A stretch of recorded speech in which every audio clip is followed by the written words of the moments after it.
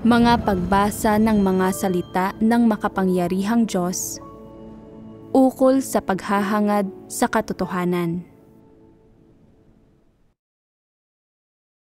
Bakit dapat hangarin ng tao ang katotohanan? Dahil sa pag-unlad ng mga kapanahunan, sa pag-unlad ng sangkatauhan, sa mga pangangasiwa ng lahat ng bagay at sa pagsasaayos ng mga kamay ng Diyos at sa kanyang kataas-taasang kapangyarihan, patnubay at pamumuno, sumusulong na ng sumusulong ang sangkatauhan, ang lahat ng bagay at ang mismong sansinukob. Ang sangkatauhan sa ilalim ng kautusan, matapos mapigilan ng kautusan sa loob ng libu-libong taon, ay hindi na nakapagtaguyod sa kautusan at sinundan nila ang gawain ng Diyos sa sumunod na kapanahunan na pinasimulan ng Diyos, ang kapanahunan ng biyaya.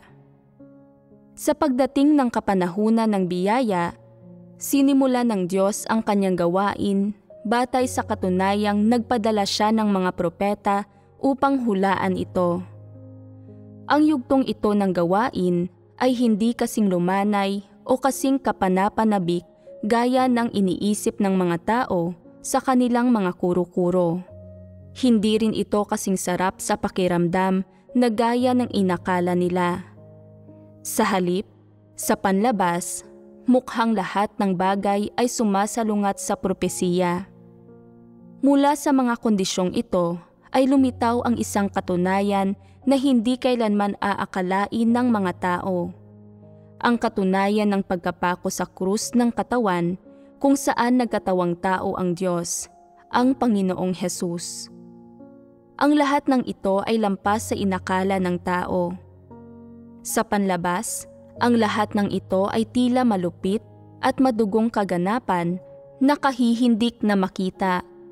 Ngunit ito ang simula ng pagtatapos ng Diyos sa kapanahunan ng kautusan at pagsisimula ng bagong kapanahunan. Ang bagong kapanahunan na ito ay ang kapanahunan ng biyaya na alam na ninyong lahat ngayon. Tila sinasalungat ng kapanahunan ng biyaya ang mga propesiya ng Diyos noong kapanahunan ng kautusan. Tiyak na dumating din ito sa anyo ng pagkapako sa krus ng katawang tao ng Diyos. Ang lahat ng kaganapang ito ay nangyari ng sobrang biglaan at sobrang natural, sa ilalim ng mga napapanahong kondisyon. Gayon ang mga pamamaraang ginamit ng Diyos upang tapusin ang lumang kapanahunan at simulan ang isang bagong kapanahunan.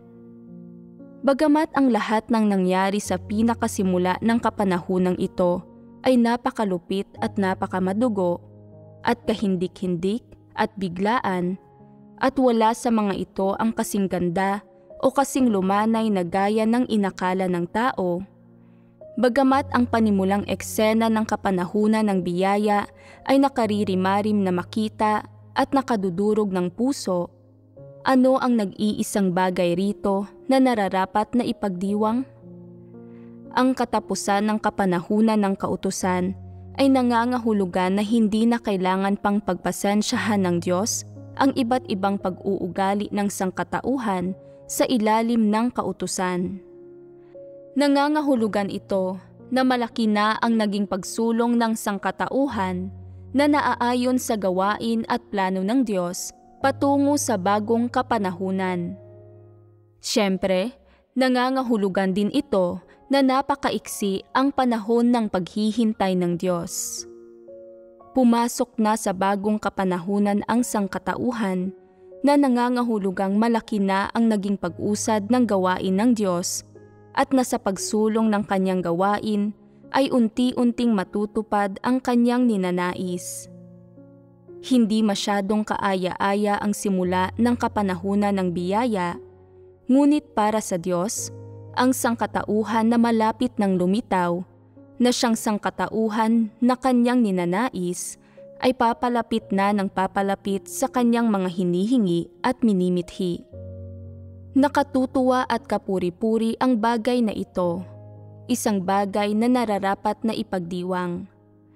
Bagamat ipinako ng sangkatauhan ang Diyos sa krus, na labis na nakalulungkot na makita para sa tao, ang mismong sandali ng pagkapako ni Kristo sa krus ay nangangahulugan na ang susunod na kapanahunan ng Diyos, ang kapanahunan ng biyaya ay dumating na, at na siyempre, ang gawain ng Diyos sa kapanahunang iyon ay malapit nang magsimula. Higit pa roon, nangangahulugan ito na naisakatuparan na ang dakilang gawain ng pagkakatawang taong iyon ng Diyos.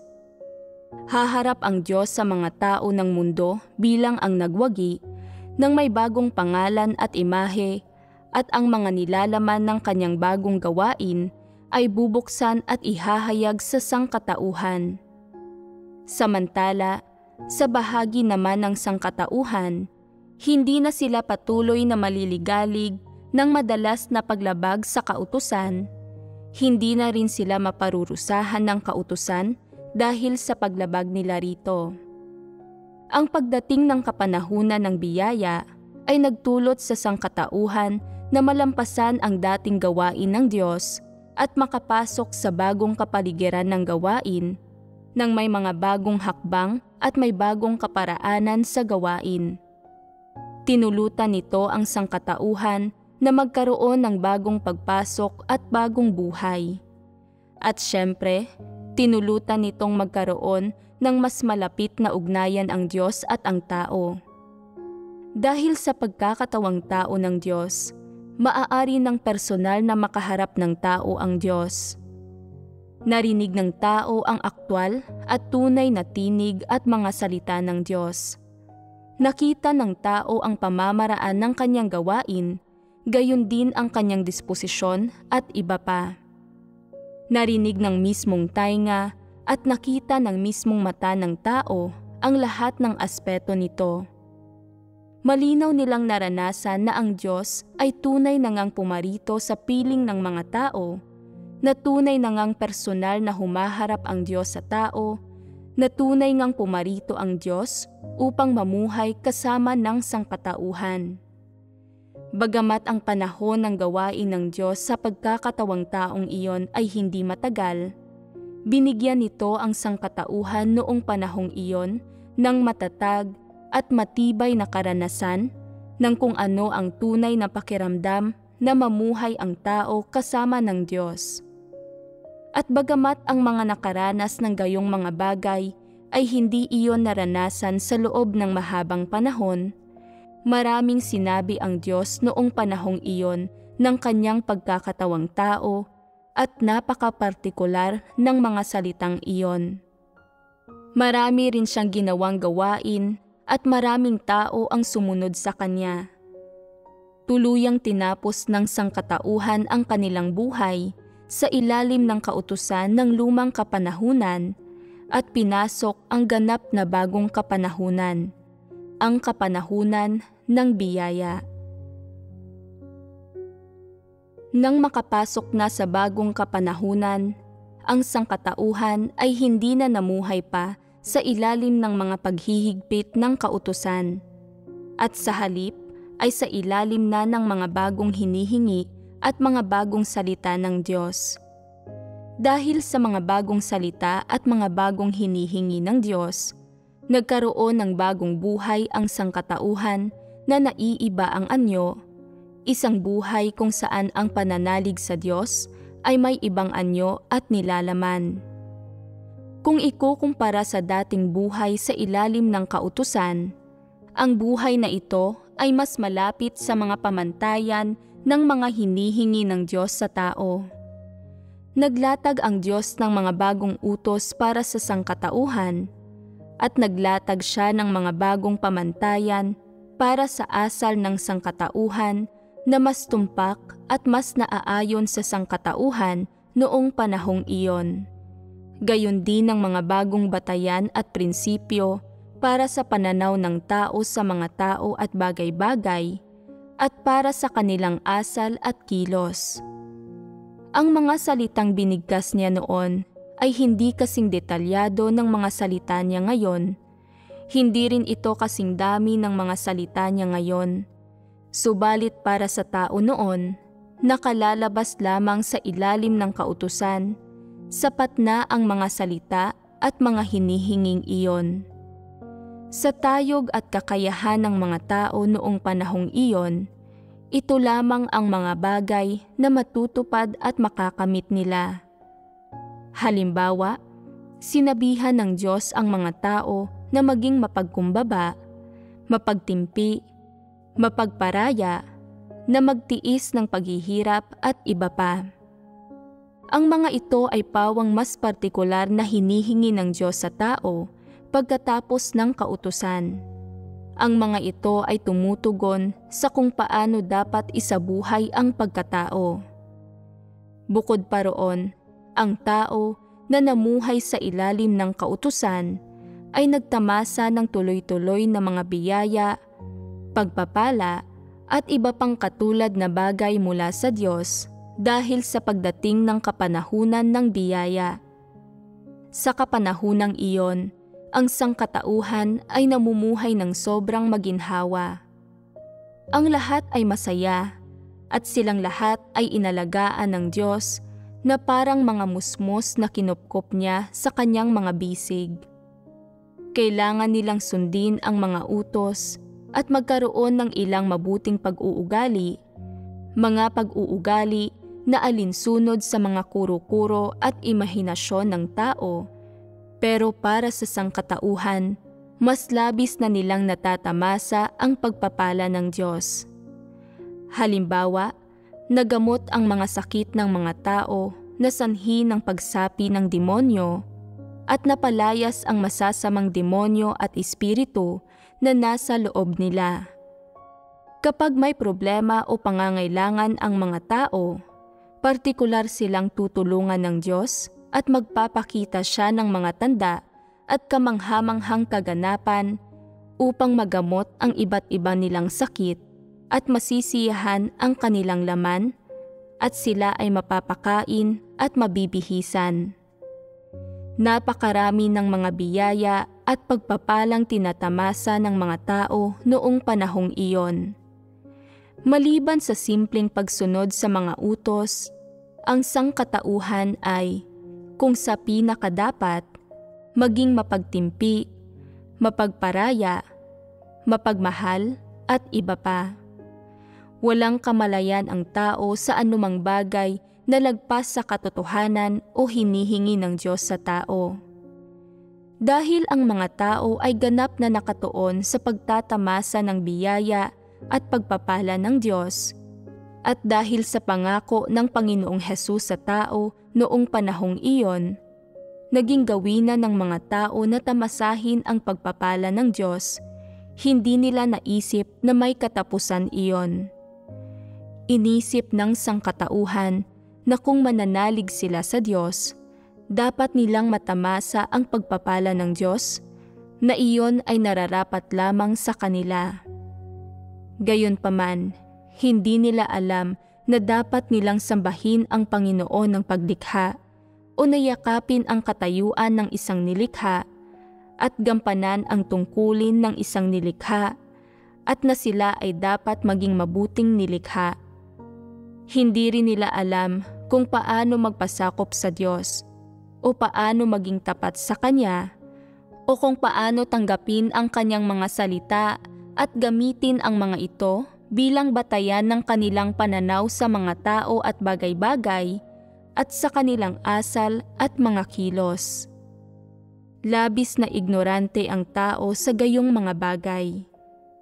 At bukod sa inaasahan na nilang magtatamasa sila ng mga biyaya ng Diyos, nais din nilang makapasok sila sa langit pagkatapos mamatay, gaya ng kanilang inaasahan, at doon ay makapagtamasa ng mabubuting pagpapala kasama ang Panginoon.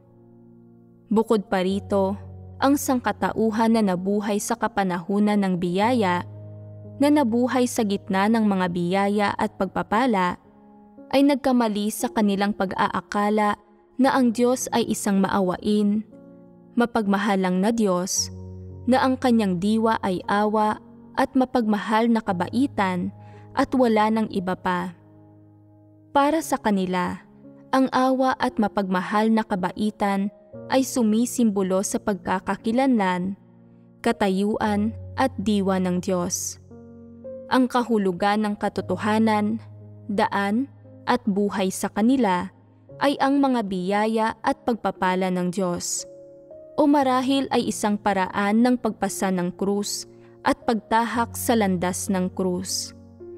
Ito lamang ang kaalaman at oryentasyon ng mga tao sa Diyos noong kapanahunan ng biyaya.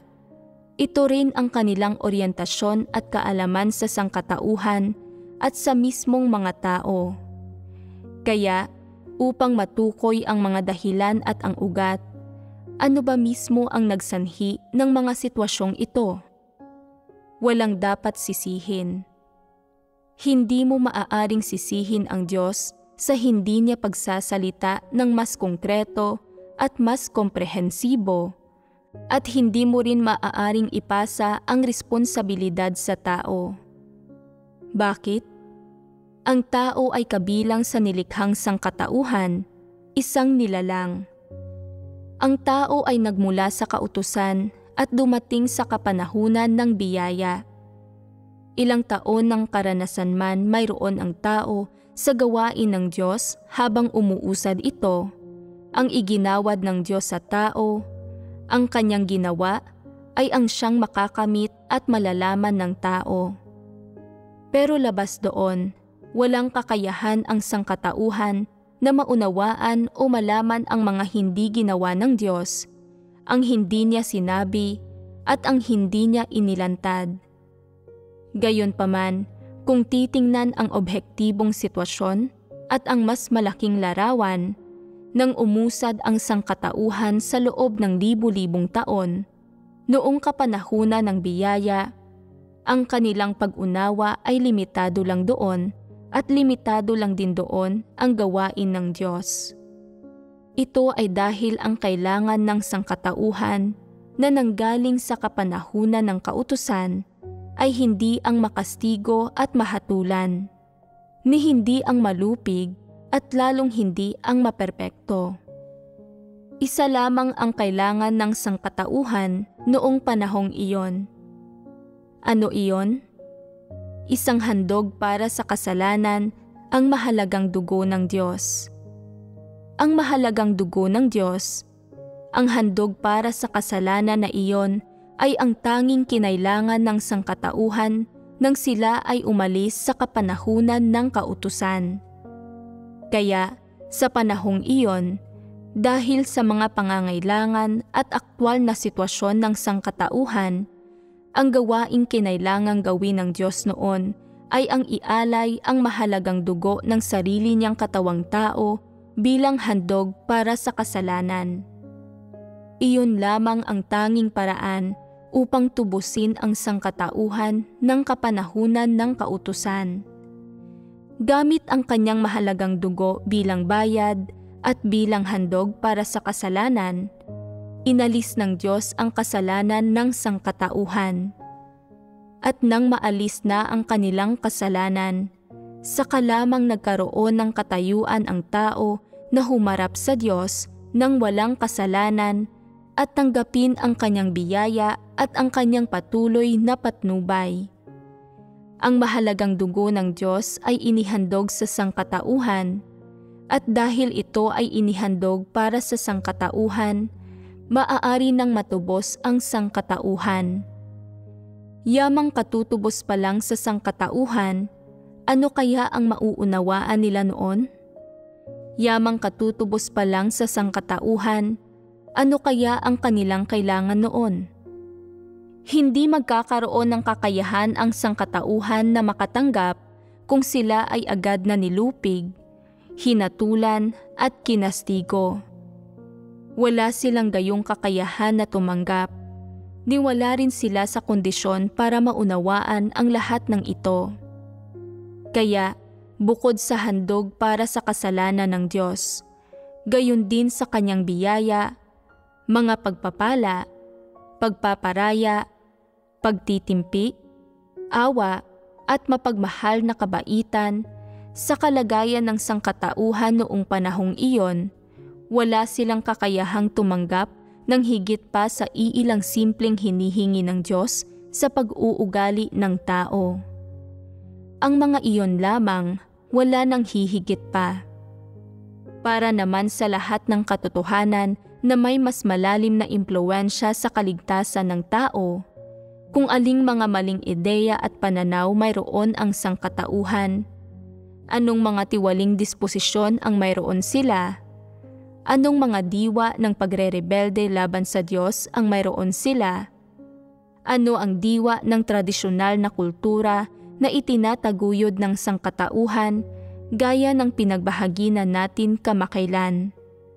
Kung paano ginagawang tiwali ni Satanas ang sangkatauhan at iba pa. Noong panahong iyon, hindi magagawa ng sangkatauhan na maunawaan ang kahit na ano. Sa gayong mga sitwasyon, mapagsasabihan at mahihingan lamang ng Diyos ang sangkatauhan sa mga pinakasimpleng paraan, sa mga pinakadirektang paraan, gamit ang mga pinakapayak na hinihingi para sa pag-asal. Sa makatuwid, ang sangkatauhan sa kapanahunan ng biyaya ay biyaya lamang ang matatamasa at matatamasa nila ng walang limitasyon ang mahalagang dugo ng Diyos bilang handog para sa kasalanan.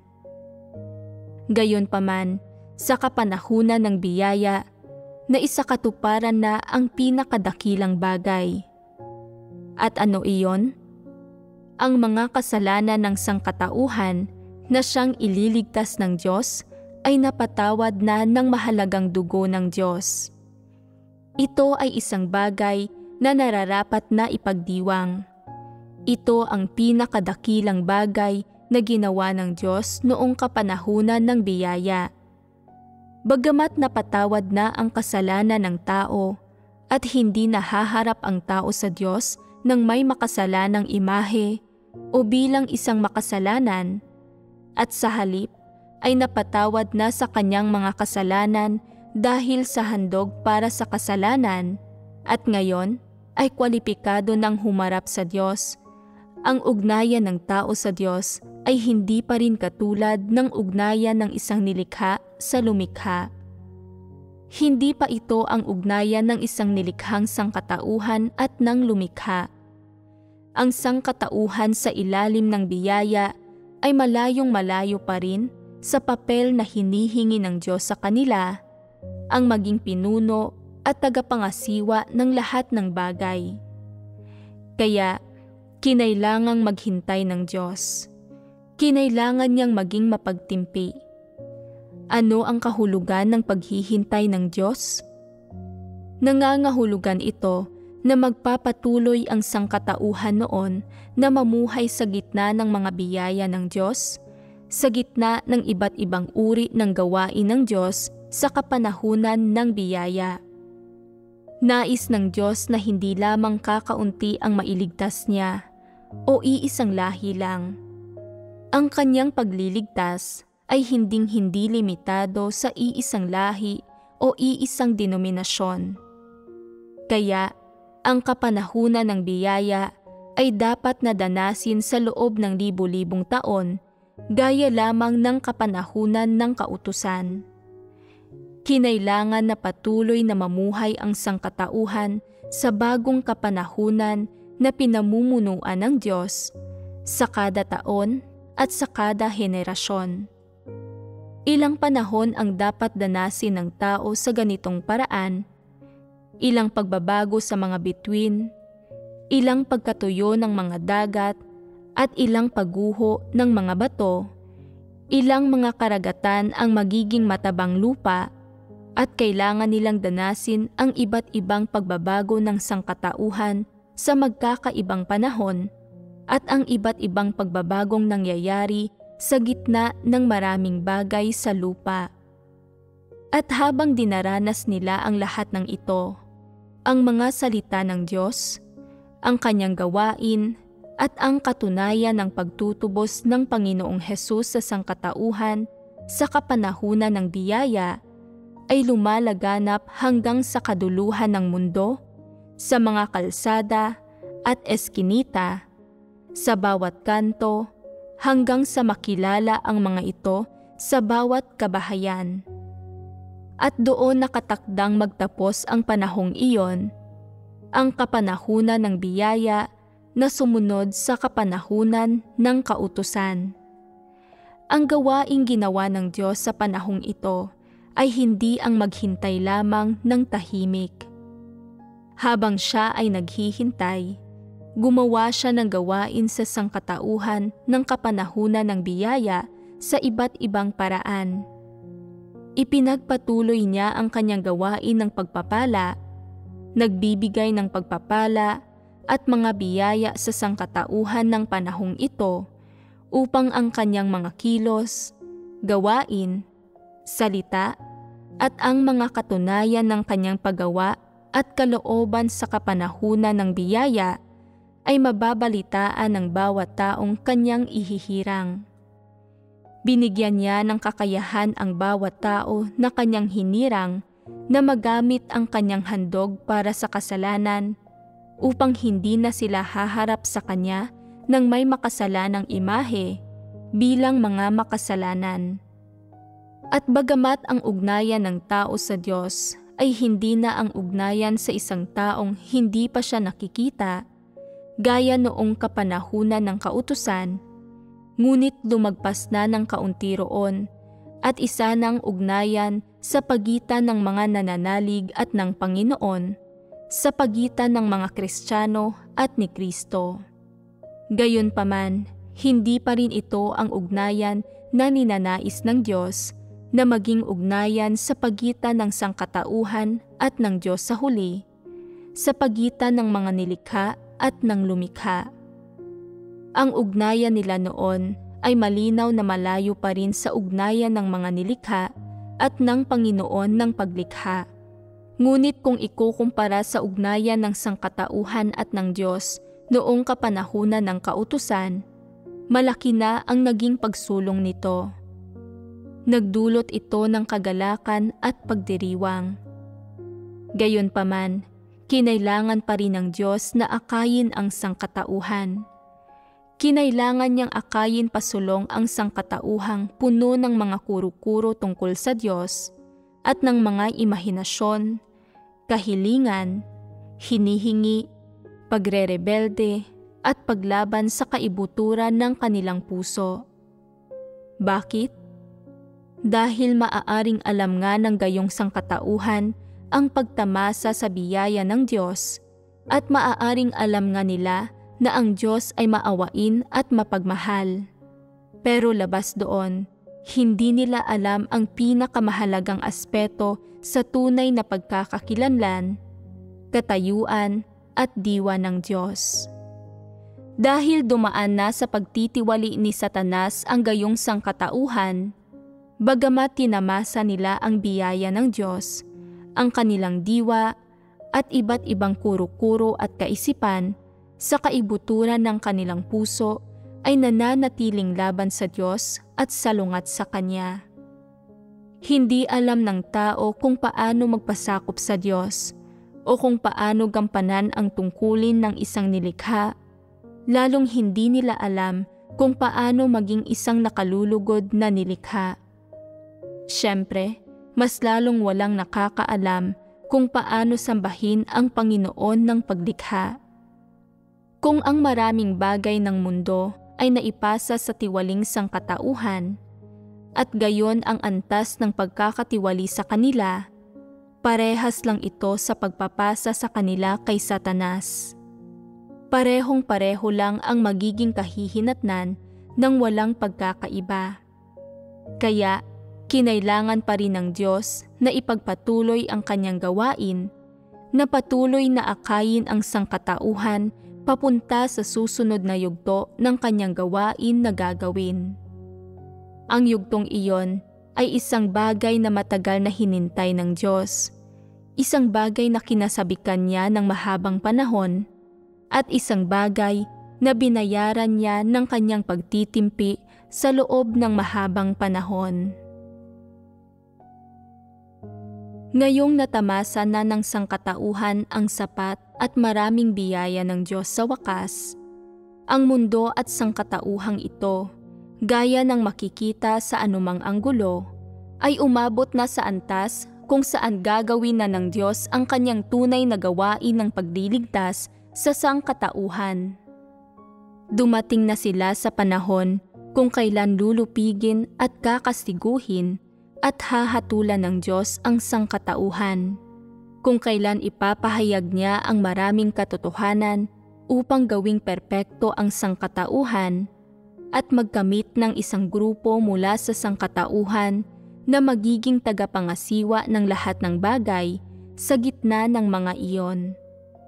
Dahil dumating na ang panahong ito, hindi na kailangan ng Diyos na magtimpi, ni hindi na niya kailangang patuloy na akayin ang sangkatauhan ng kapanahunan ng biyaya na mamuhay sa biyaya. Hindi na niya kailangang patuloy na tustusan, ipastol, bantayan, o panatilihin ang sangkatauhan ng kapanahunan ng biyaya.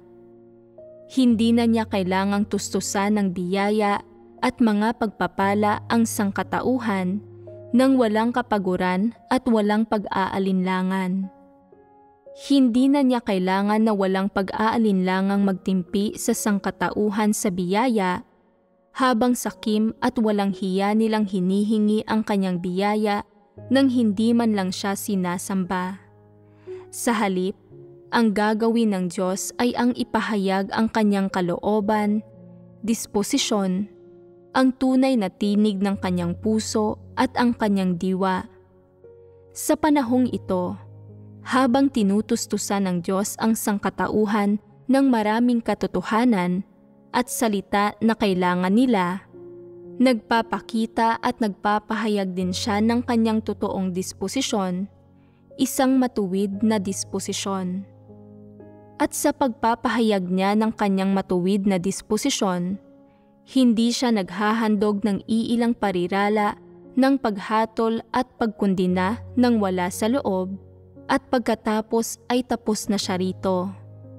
Sa halip, gumagamit siya ng mga katunayan para ibunyag ang katiwalian, diwa at satanikong kapangitan ng sangkatauhan. Ibinubunyag niya ang pagrerebelde, paglaban at pagtanggi ng sangkatauhan sa kanya, gayon din ang kanilang iba't ibang kuro-kuro at pagkakanulo sa kanya. Sa panahong ito, marami sa kanyang ipinapahayag ang lampas sa awa at mapagmahal na kabaitan na iginagawad niya sa sangkatauhan. Pagkamuhi, pagkasuklam, pagkayamot, at pagkundina ang nararamdaman niya sa sangkatauhan. Hindi handa ang sangkatauhan sa biglaan at ganap na pagbabagong ito sa disposisyon at tindig ng Diyos. At dahil dito ay hindi nila magawang tumanggap. Ipinapahayag ng Diyos ang kanyang disposisyon at ang kanyang mga salita ng kasing lakas ng isang kidlat.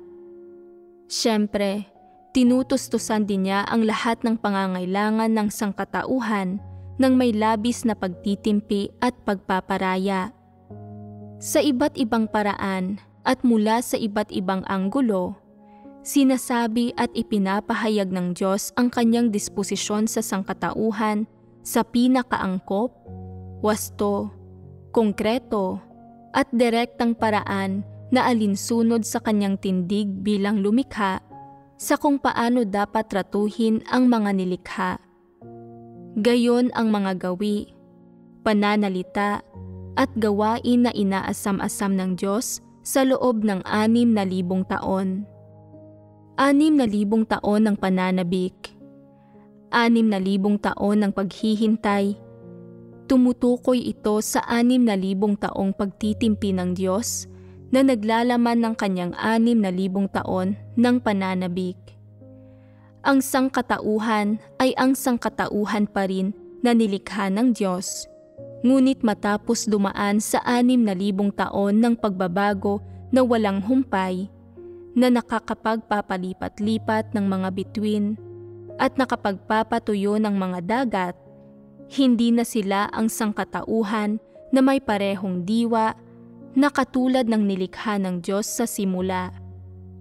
Kaya naman, sa pagsisimula ng Diyos ng gawain sa araw na ito, nasusuklam ang Diyos sa sangkatauhan na nakikita niya ngayon, bagamat ito rin naman ang kanyang inaasahan. At syempre, masyado itong nakakalungkot na makita para sa Diyos. 3 bagay ang tinalakay ko rito. Naaalala ba ninyo ang mga ito? Ang gayong sangkatauhan, bagamat sila ang inaasahan ng Diyos, sila ay kinasusuklaman din niya. Ano iyong isa pa? Masyado rin itong nakakalungkot na makita para sa Diyos. Sabay-sabay na nasa loob ng tao ang 3 bagay na ito. Ano ba ang inaasahan ng Diyos?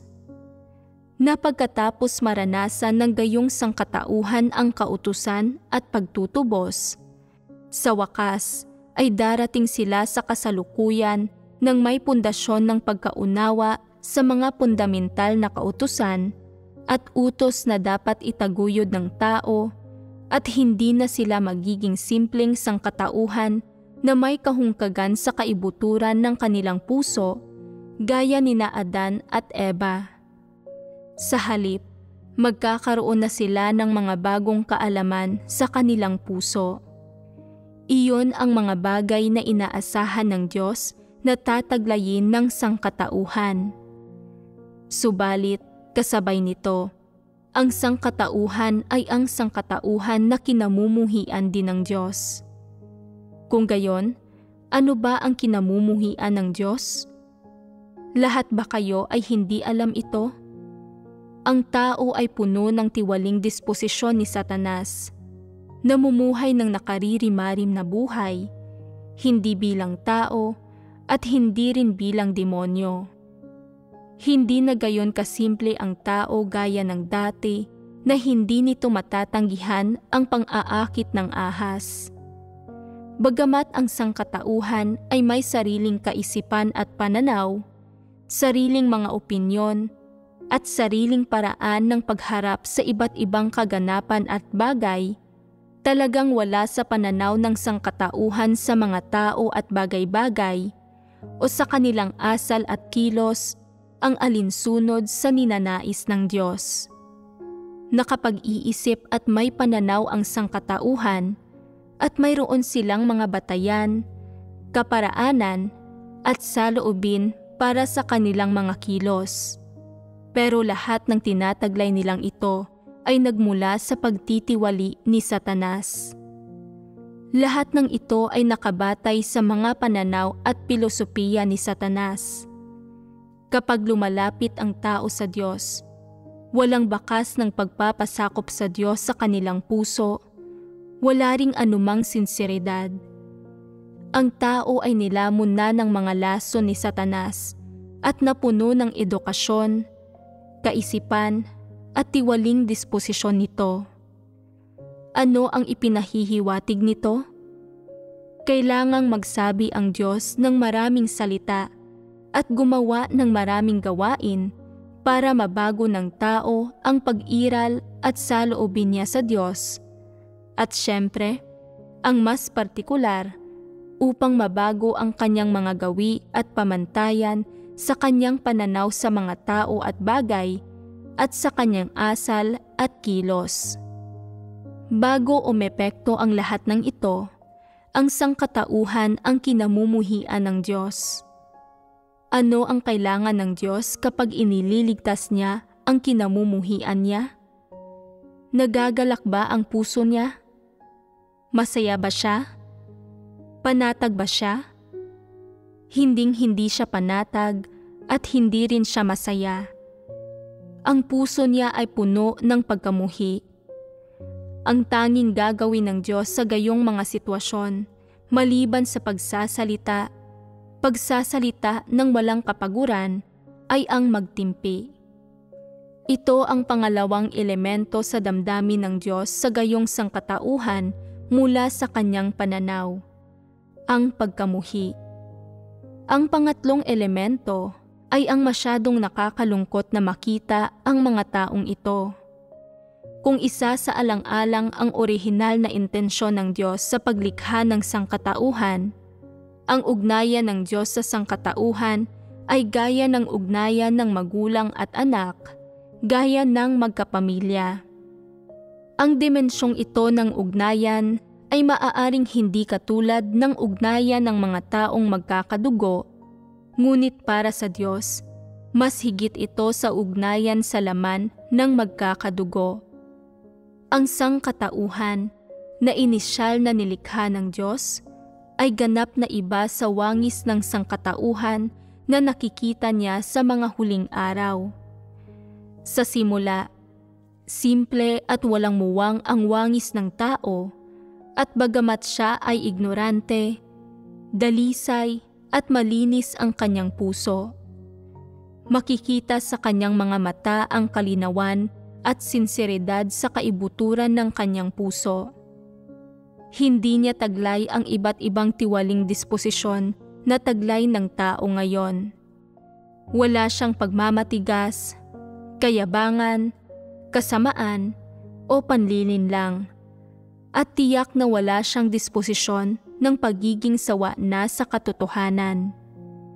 Sa salita at kilos ng tao, sa kanyang mga mata, sa kanyang mukha, makikita na ang yaong sangkatauhan ang siyang nilikha ng Diyos sa simula at ang kanyang pinaburan. Pero sa huli, nang tingnan muli ng Diyos ang sangkatauhan, hindi na ganoon kalinaw ang kaibuturan ng puso ng tao at hindi na ganoon kalinaw ang kanyang mga mata. Ang puso ng tao ay puno ng tiwaling disposisyon ni Satanas, at kapag nakakaharap niya ang Diyos, ang kanyang mukha, pananalita at mga kilos ay kasuklam-suklam sa Diyos. Gayunpaman, may isang katunayan na hindi maitatanggi ninuman. At dahil sa katunayang ito, kaya nasasabi ng Diyos na ang gayong sangkatauhan ay masyadong nakakalungkot makita. Ano ang katunayang iyon? Ito iyon, at hindi ito maitatanggi ninuman. Ang Diyos ang lumikha sa sangkatauhang ito, na muling lumapit sa harapan niya gamit ang sarili niyang kamay, pero hindi na sila ang dating sangkatauhan noong simula. Ang mga mata, iniisip, at maging ang kaibuturan ng puso ng tao ay puno ng paglaban at pagkakanulo sa Diyos. Ang mga mata, iniisip, at maging ang kaibuturan ng puso niya ay nagpapakita ng disposisyon ni Satanas. Hayagan at likas na nalalantad ang mga satanikong disposisyon ng tao na pagmamatigas, kayabangan, panlilinlang, kasamaan, at pagkayamot sa katotohanan mula sa kung paano siya makatingin at sa ekspresyon ng kanyang mukha.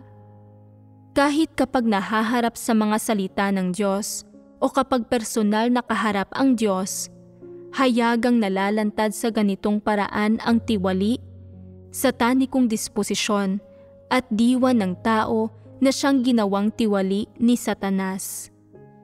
Isang parirala lamang ang makapaglalarawan sa kung ano ang ipinararamdam nito sa Diyos, at ang pariralang ito ay masyadong nakakalungkot na makita. Ang sangkatauhan na dumating sa kasalukuyan at sa panahong ito ay narating na ang antas ng mga hinihingi ng Diyos para sa ikatlo at panghuling yugto ng kanyang gawain, ang pagliligtas sa sangkatauhan, kabilang dito ang mas masaklaw na kapaligiran ng tao, gayon din ang mga partikular na aspeto ng sitwasyon at kondisyon ng mga tao. Gayunpaman, bagamat puno ng pananabik ang Diyos sa sangkatauhang ito, puno rin siya ng pagkamuhi sa mga ito. Siyempre, nararamdaman pa rin ng Diyos na masyado silang nakakalungkot na makita dahil paulit-ulit niyang nakikita ang katiwalian ng sangkatauhan. Subalit ang nararapat na ipagdiwang ay hindi na kailangan ng Diyos na magtimpi at maghintay ng walang saysay sa tao. Ang kailangan niyang gawin ay ang gawain na hinintay niya sa loob ng 6,000 taon, na pinanabikan niya ng 6,000 taon at inasam niya ng 6,000 taon. Ang pagpapahayag ng kanyang mga salita, disposisyon at bawat katotohanan. Siyempre, nangangahulugan din ito na sa mga hinirang ng Diyos sa sangkatauhan, lilitaw ang isang grupo ng mga tao na matagal hinintay ng Diyos na magiging mga tagapangasiwa ng lahat ng bagay at magiging pinuno ng lahat ng bagay. Kung titignan ang kabuuan ng sitwasyon, napakalayo ng lahat ng nangyari sa inaasahan. Lahat ng nangyari ay masakit at malungkot. Pero ang pinakadahilan ng kasiyahan ng Diyos ay ang pagtatapos ng pagiging tiwali ng sangkatauhan dahil kay Satanas. Nagtapos ito dahil sa paglipas ng panahon at pagbabago ng kapanahunan. Napagdaanan na ng sangkatauhan ang baptismo ng kautusan at ang pagtutubos ng Diyos. Sa wakas, nakarating na sila sa panghuling hakbang ng gawain na gagawin ng Diyos.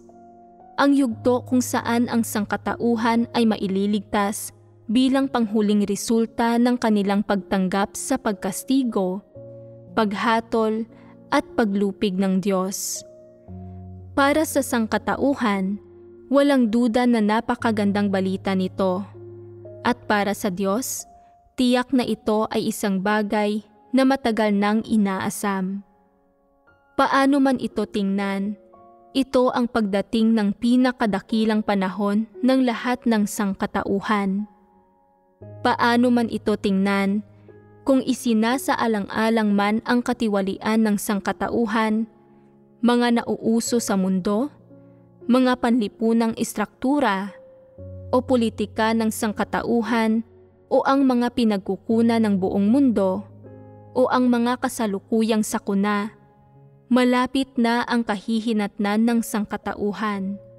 Nasa dulo na ang sangkatauhang ito. Subalit ito ang pinakamahalagang panahon sa gawain ng Diyos. Ito ang panahon na pinakanararapat na alalahanin at ipagdiwang. At syempre, ito rin ang pagdating ng pinakamahalaga at pinakakritikal na panahon. Ang panahon kung kailan pagpapasyahan na ang kapalaran ng sangkatauhan sa 6,000 taong gawain ng Diyos sa kanyang plano ng pamamahala. Sa makatuwid, anuman ang nangyari sa sangkatauhan at gaano man katagal naghintay at nagtimpi ang Diyos, naging sulit ang lahat ng ito. Balikan natin ang paksa na nilayon nating talakayin. Bakit dapat hangarin ng tao ang katotohanan? Ang plano ng pamamahala ng Diyos ay nahahati sa 3 yugto ng gawain sa sangkatauhan. Natapos na niya ang naunang 2 yugto. Kung titignan ang mga nagdaang yugto bago ang kasalukuyan, ito man ang kautusan o ang mga utos, ang layon lamang ng mga ito ay ang tiyakin na itataguyod ng tao ang kautusan, mga utos, ang pangalan ng Diyos, ang pananampalataya sa kanyang puso, ang ilang mabubuting pag-uugali, at ang ilang prinsipyo. Sa esensya, bigo ang tao na maabot ang pamantayan ng hinihingi ng Diyos, ang maging tagapangasiwa ng lahat ng bagay at maging pinuno ng lahat ng bagay. Hindi ba't ganoon nga? Sa esensya ay bigo ang tao na maabot iyon. Kung ang tao na dumaan na sa kautusan at kapanahunan ng biyaya ay pinagawa ng hinihingi sa kanya ng Diyos, magagawa lang niyang mapangasiwaan ang mga bagay-bagay sa pamamagitan ng kautusan o ng biyaya at mga pagpapala sa kanya noong kapanahunan ng biyaya. Malayong malayo ito sa hinihingi ng Diyos na ang tao ay dapat maging tagapangasiwa ng lahat ng bagay, at malayong malayo ang tao sa pagsasakatuparan ng mga bagay na hinihingi sa kanya ng Diyos at sa mga responsibilidad at tungkulin na pinagagawa sa kanya ng Diyos. Sadyang hindi maabot o maisabuhay ng tao ang pamantayan ng hinihingi ng Diyos na dapat ang tao ay maging pinuno ng lahat ng bagay at maging pinuno ng susunod na kapanahunan. Kaya, sa huling yugto ng kanyang gawain, ipinapahayag at sinasabi ng Diyos sa tao ang lahat ng aspeto ng lahat ng katotohanan at prinsipyo ng pagsasagawa na kailangan ng sangkatauhan, upang malaman ng tao kung ano ang mga pamantayan ng mga hinihingi ng Diyos, kung paano niya dapat pakitunguhan ang lahat ng bagay, paano tingnan ang lahat ng bagay, paano maging tagapangasiwa ng lahat ng bagay, paano siya dapat mamuhay, at paano siya dapat mamuhay sa harap ng Diyos bilang tunay na nilikha sa ilalim ng awtoridad ng lumikha. Sa sandaling maunawaan ng tao ang mga bagay na ito, alam na rin niya kung ano ang mga hinihingi ng Diyos sa kanya. Sa sandaling maisakatuparan niya ang mga bagay na ito, matutupad na rin niya ang mga pamantayan ng mga hinihingi ng Diyos sa kanya.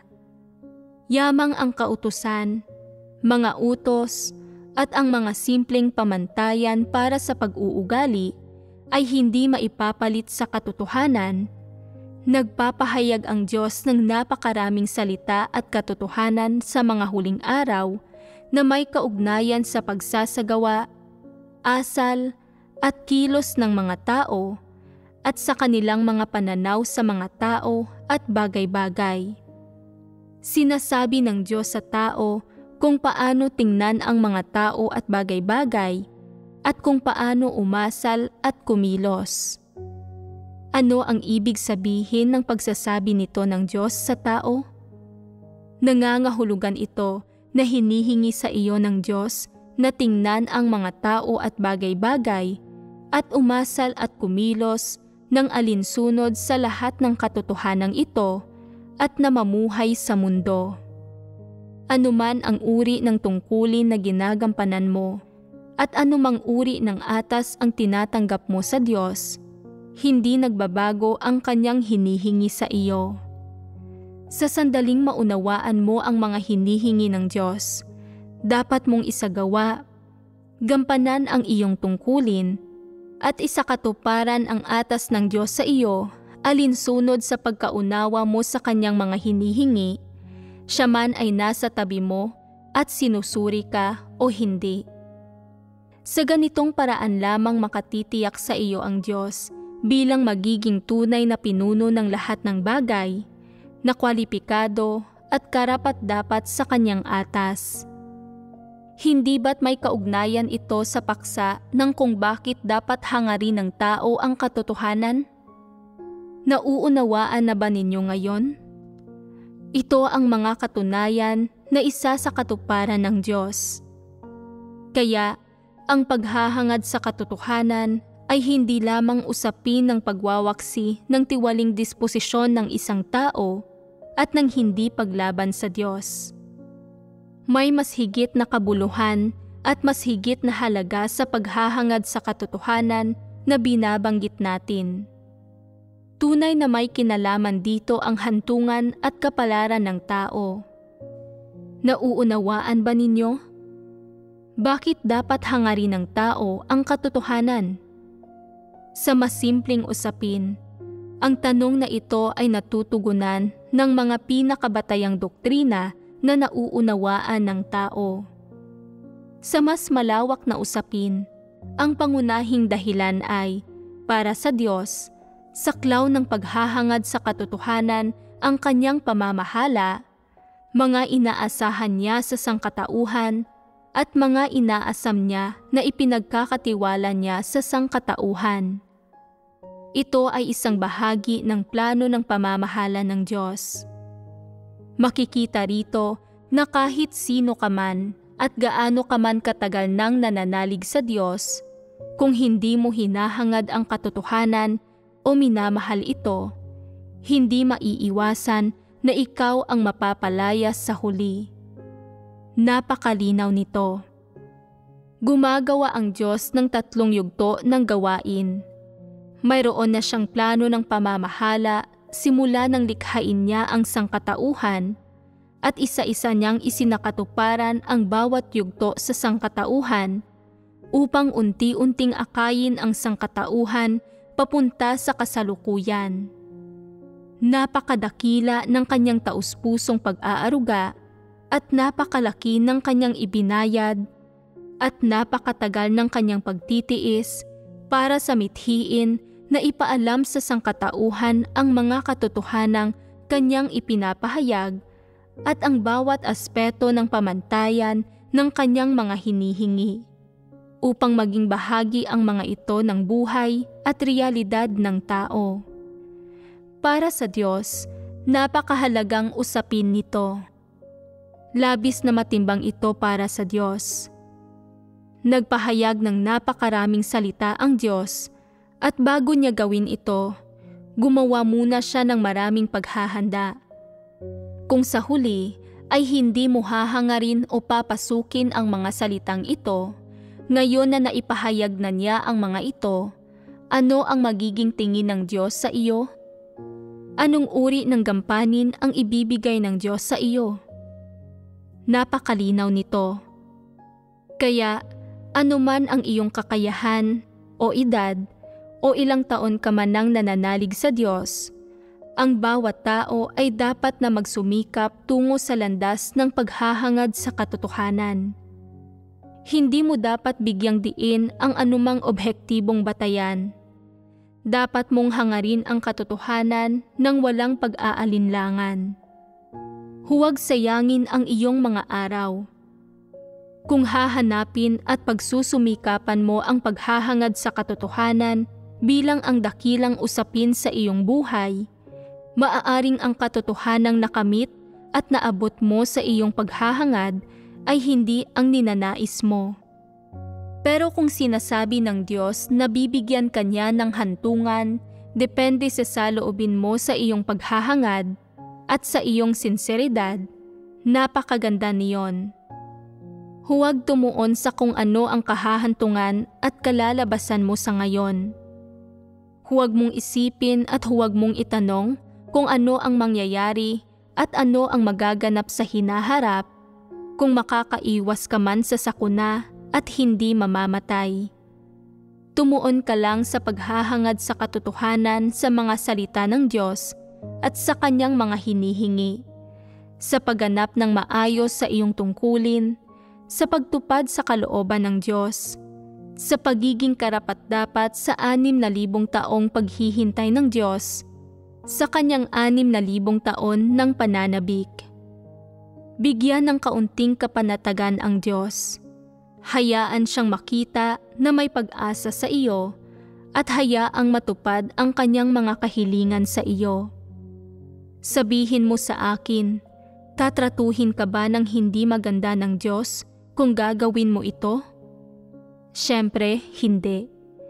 At kahit ang maging mga resulta ay hindi ang ninanais ng isang tao, paano niya dapat harapin ang katunayang iyon bilang isang nilikha? Dapat siyang magpasakop sa lahat ng bagay sa pangangasiwa at pagsasaayos ng Diyos nang walang anumang personal na layon.